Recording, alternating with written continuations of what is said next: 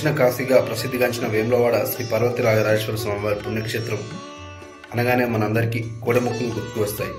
అయితే రాజన్న సన్నిధానంలో భక్తులు సమర్పించుకున్న కానుకలు, హుండీ రూపంలో సమర్పించిన ఆదాయంను ప్రతి నెల 15 నుంచి 20 రోజుల వ్యవధిలో హుండీ లెక్కింపు కార్యక్రమాన్ని ఆలయ ఓపెన్ స్లాబ్లో ఆలయ ఉన్నతాధికారులు లెక్కిస్తారు.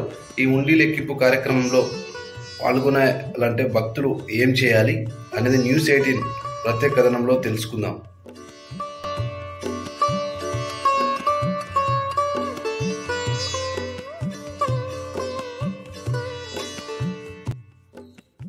వేములవాడ శ్రీ రాజరాజేశ్వర స్వామివారి హుండీ లెక్కింపులో పాల్గొనాలని భక్తులు మొక్కుకుంటారు. పాల్గొనడం అదృష్టంగా కూడా భావిస్తారు. అయితే ఈ హుండీ లెక్కింపులో భక్తులు ఎలా పాల్గొనాలి,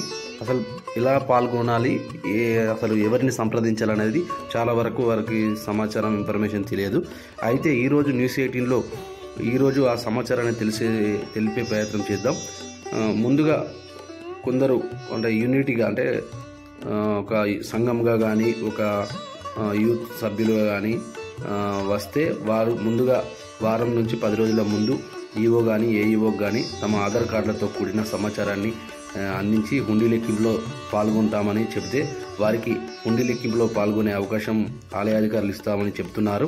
ఏదేమైనప్పటికీ స్వామివారి హుండీ లెక్కింపులో పాల్గొన్న భక్తులకు స్వామివారి దర్శనంతో పాటు తీర్థప్రసాదాలను, భోజన సౌకర్యాన్ని కల్పిస్తామని అధికారులు చెబుతున్నారు.